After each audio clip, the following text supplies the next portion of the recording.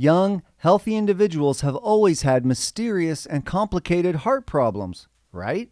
Very sad news to report. Bronny James, the son of superstar basketball player LeBron James, recently went into cardiac arrest at basketball practice at the University of Southern California, where the 18-year-old had just committed to begin playing as an incoming freshman. Sadly, Bronny is but one name added to the long list of high-profile people and athletes that have recently suffered from some type of severe cardiac or neurological complication. Most NFL fans remember seeing the horrifying collapse of Buffalo Bills star Damar Hamlin on the football field last season. And just this week, Denver Broncos wide receiver KJ Hamler was diagnosed with pericarditis. Young stars like Brandy, Fred Durst, Justin Bieber, and Jamie Foxx have all suffered strange injuries that prevented them from performing. Even more shocking is when we see these types of health emergencies take place on live TV. This has been the case for a long list of soccer players and announcers that have literally collapsed mid-game, like Barcelona's 33-year-old striker, Sergio Aguero.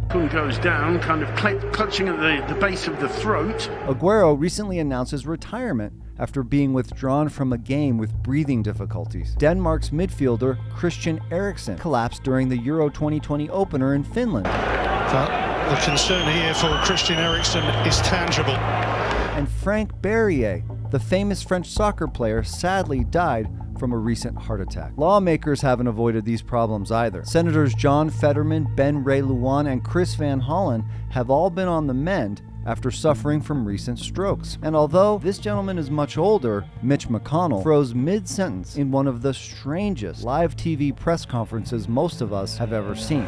Been good bipartisan cooperation and a string of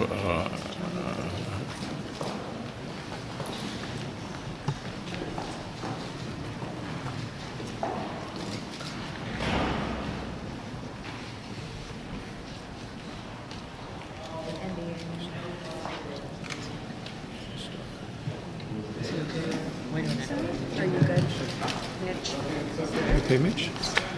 According to the national news media, all of these occurrences are normal and also extremely rare. The Wall Street Journal reports, quote, cardiac arrest isn't increasing among athletes despite incidents like Bronny James's collapse. Although this is the second USC men's basketball athlete that has suffered cardiac arrest in the last year, the only thing that has actually changed is the high profile of the athletes. The article goes on to quote Dr. Megan Wasfi, a sports cardiologist at Mass General. She says, quote, among the collegiate ranks, this is a rare event. It's around 1 in 50,000 for all NCAA athletes, and no contemporary data suggests that that rate has risen over time.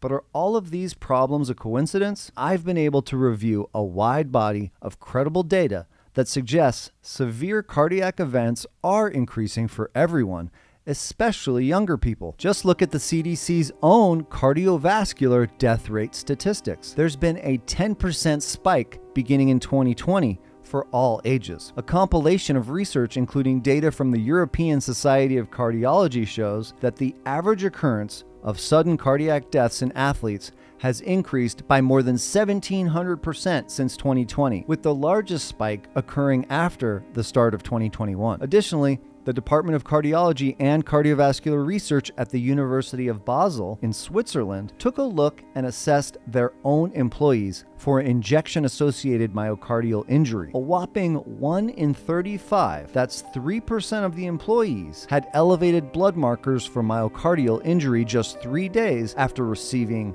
the medicine, without evidence of any alternative cause. Myocardial injury can result in cardiac scarring, which is one of the many risk factors associated with cardiac arrest. And finally, a new 2022 study from Cedars-Sinai Hospital in Los Angeles concluded that people between the ages of 25 and 44 saw a 30% increase in heart attack deaths over the last 2 years. Did this study exclude athletes? Does this doctor and the Wall Street Journal expect us to completely surrender our intellect when we can see exactly what's going on right in front of us? Cardiovascular events are increasing for everyone. Now, it's statements like these from our public health officials that make me sad, angry, and even fearful.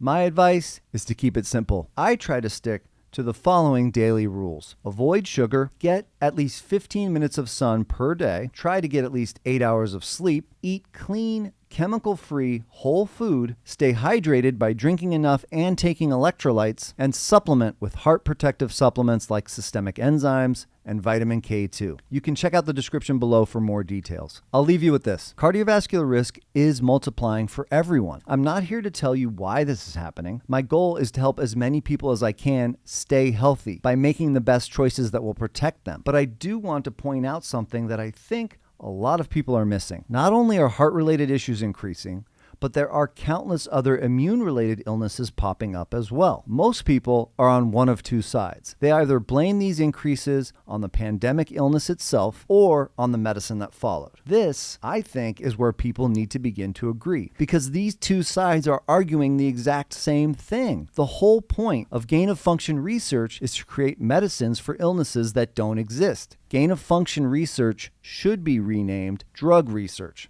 Let me put it this way. Imagine if your home had a termite problem, but you found out that your exterminator was responsible for starting the infestation. Well, that's exactly what's going on here. Go ahead and let that thought marinate for a while. If you enjoyed this video, please share it wide, like, and subscribe. Again, I'm Danny Curtin. Thanks for watching. I'll see you on the next one.